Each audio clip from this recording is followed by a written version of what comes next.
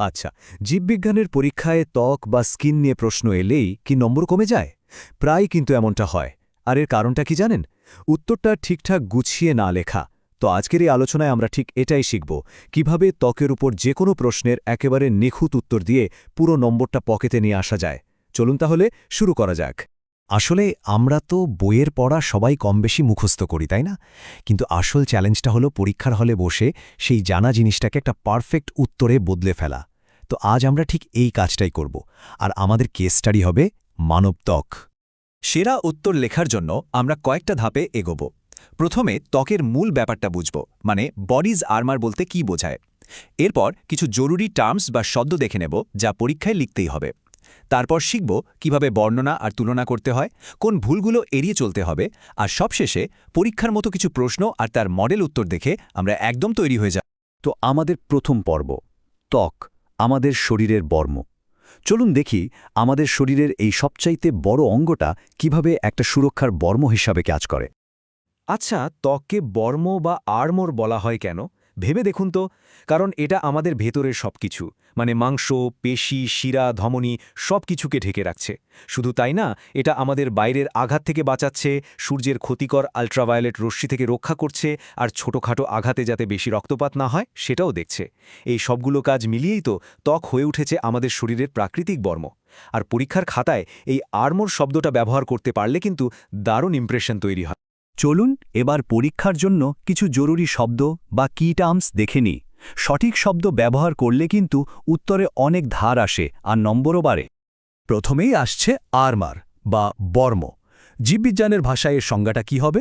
সোজা কথায় ত্বক হল শরীরের সেই প্রাকৃতিক বর্ম যা আমাদের আঘাত, ইনফেকশন আর ইউভি রশ্মি থেকে বাঁচায়।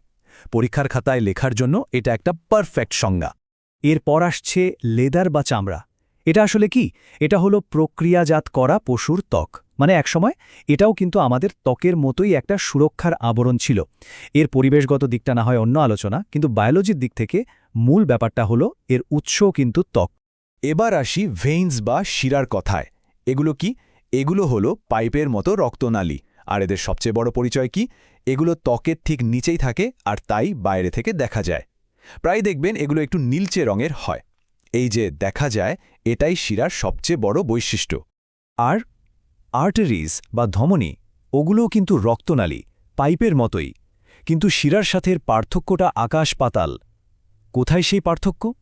ধমনী থাকে শরীরের অনেক গভীরে, তাই এগুলোকে কখনোই বাইরে থেকে দেখা যায় না। এই দুটোকে কিন্তু একদমই গুলিয়ে ফেললে চলবে না। আচ্ছা, জরুরি শব্দগুলো তো জানা হলো। এবার চলুন দেখি কিভাবে সাধারণ পর্যবেক্ষণকে একটা হাই স্কোরিং উত্তরে পরিণত করা যায়। অর্থাৎ আমরা এখন শিখব বর্ণনা আর তুলনা করার কৌশল। বইয়ের একটা লাইন আছে, খেয়াল করেছেন কি? যেখানে ত্বক পাতলা সেখানে শিরা দেখা যায়, আর যেখানে ত্বক পুরু সেখানে শিরা দেখা যায় না। এই সহজ লাইনটার মধ্যেই কিন্তু ত্বক আর শিরার সম্পর্কের পুরো রহস্যটা লুকিয়ে আছে। কিন্তু কথা হলো, এই জ্ঞানটা পরীক্ষার খাতায় সাজিয়ে লিখবেন কিভাবে? শুধু লিখে দিলেন কোথাও ত্বক মোটা, কোথাও পাতলা, এতে কি ফুল মার্কস পাওয়া যাবে? একদমই না। উত্তরটাকে একটা স্ট্রাকচার দিতে হবে। চলুন দেখি কিভাবে সেটা করা যায়। এই টেবিলটা দেখুন, এটা কিন্তু একটা মডেল উত্তরের ছকের মতো। ধরুন আপনাকে শরীরের বিভিন্ন অংশে ত্বকের বর্ণনা দিতে বলা হলো। কিভাবে দেবেন? যেমন গালের ত্বক, এটা বেশ টানটান আর পাতলা, এখানে সাধারণত শিরা দেখা যায় না। আবার দেখুন গলার ত্বক, এটাও পাতলা, কিন্তু এখানে নীলচে শিরাগুলো খুব স্পষ্টভাবে দেখা যায়। আর হাতের তালু, এখানকার ত্বক অনেক পুরু, তাই শিরা একদমই দেখা যায় না। এইভাবে পয়েন্ট করে টেবিল বানিয়ে লিখলে উত্তরটা দেখতেও ভালো লাগে আর নম্বরও পুরোটা পাওয়া যায়। এবার আমরা এমন একটা অংশে এসছি যেটা শায়দ সবচাইতে জরুরি, কমন মিস্টেক্স বা সাধারণ ভুল, যেগুলো আমরা প্রায় করে ফেলি। এই ভুলগুলো এড়িয়ে চলতে পারলেই কিন্তু নম্বরটা হাতের মুঠোয়। সবচেয়ে বড় ভুলগুলোর একটা হলো অস্পষ্ট বা ভাষা ভাষা উত্তর লেখা। যেমন অনেকেই লেখে, আমরা হাত দিয়ে অনেক কাজ করি তাই তালুর চামড়া মোটা। এটা একটা দুর্বল উত্তর। এর বদলে যদি লেখা হয়, হাতের তালু দিয়ে আমরা কোনো জিনিস আঁকড়ে ধরি, ফলে এখানে সারাক্ষণ ঘষা লাগে। এই ঘষা থেকে বাঁচতে অতিরিক্ত সুরক্ষার প্রয়োজন, আর সেই কারণেই এখানকার ত্বক পুরু। দেখুন দুটো উত্তরের মধ্যে পার্থক্যটা। দ্বিতীয়টা অনেক বেশি যুক্তিযুক্ত আর সায়েন্টিফিক। আর একটা মারাত্মক ভুল হল শিরা আর ধমনীকে এক করে ফেলা। অনেকেই পরীক্ষার খাতায় লিখে আসে ত্বকের নিচে শিরা আর ধমনী দুটোই দেখা যায়। এটা কিন্তু একদম ভুল। মনে রাখতে হবে ত্বকের ঠিক নিচে শুধু শিরাই দেখা যায়, ধমনী থাকে অনেক অনেক গভীরে। তো আমরা থিওরি শিখলাম, ভুলগুলোও জানলাম। এবার আসল পরীক্ষা, মানে চলুন দেখি পরীক্ষার হলে বসে এই জ্ঞানগুলো কিভাবে কাজে লাগানো যায়। আমরা এখন কিছু মডেল প্রশ্ন আর তার উত্তর দেখব। ধরুন পরীক্ষায় প্রশ্ন এসেছে, ব্যাখ্যা করুন কেন মানুষের শরীরের গোড়ালির ত্বক সবচেয়ে পুরু হয়। এর একটা পারফেক্ট উত্তর কিভাবে সাজানো যায় দেখুন, 3টে সহজ ধাপে। স্টেপ 1, মূল কারণটা বলুন। হাঁটার সময় আমাদের পুরো শরীরের ওজন গোড়ালির উপর পড়ে। স্টেপ 2, এর কাজের সাথে কারণটাকে যুক্ত করুন। এই অসাধারণ চাপ সামলানোর জন্য সর্বোচ্চ সুরক্ষা আর একটা কুশনের মতো ব্যবস্থার দরকার হয়। আর স্টেপ 3, আমাদের শেখা কিওয়ার্ডটা ব্যবহার করুন। এই কারণেই গোড়ালির ত্বক পায়ের জন্য একটা প্রতিরক্ষামূলক বর্ম বা আর্মার হিসাবে কাজ করে। ব্যাস, উত্তর কমপ্লিট। এবার আরেকটা প্রশ্ন, একটু অন্যরকম। ধরুন আপনার এক বন্ধু তার হাতের দিকে তাকিয়ে বলল, দেখ আমার হাতে রক্তের পাইপ দেখা যাচ্ছে। এখন প্রশ্ন হলো, সে আসলে কি দেখছে, শিরা নাকি ধমনী?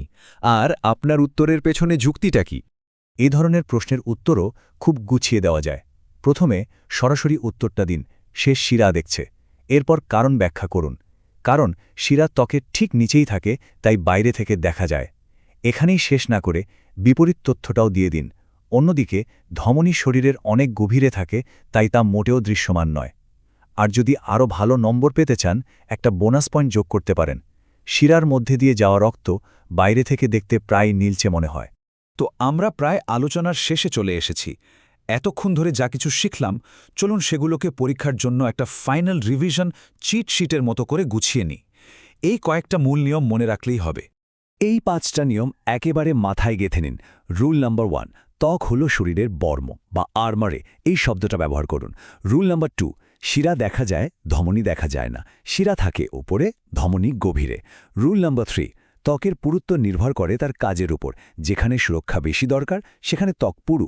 রুল নাম্বার 4, ত্বকের পুরুত্বের সাথে শিরা দেখার একটা সম্পর্ক আছে। ত্বক যত পাতলা, শিরা তত স্পষ্ট। আর ফাইনালি রুল নাম্বার 5, যেটা সবচাইতে জরুরি, সবসময় কেন এই প্রশ্নটার উত্তর দিন। শুধু বলবেন না গোড়ালির ত্বক পুরু, বলুন শরীরের ওজনের কারণে পুরু। আচ্ছা, আজকের আলোচনাটা শেষ করার আগে একটা প্রশ্ন রেখে যাই। আমরা তো শিখলাম যে ত্বকের পুরুত্ব তার কাজের ওপর নির্ভর করে। তাহলে একটু ভেবে দেখুন তো, আমাদের শরীরে আর কোথায় কোথায় অস্বাভাবিক পুরু বা অস্বাভাবিক পাতলা ত্বক থাকতে পারে, আর তার কারণটাই বা কী হতে পারে?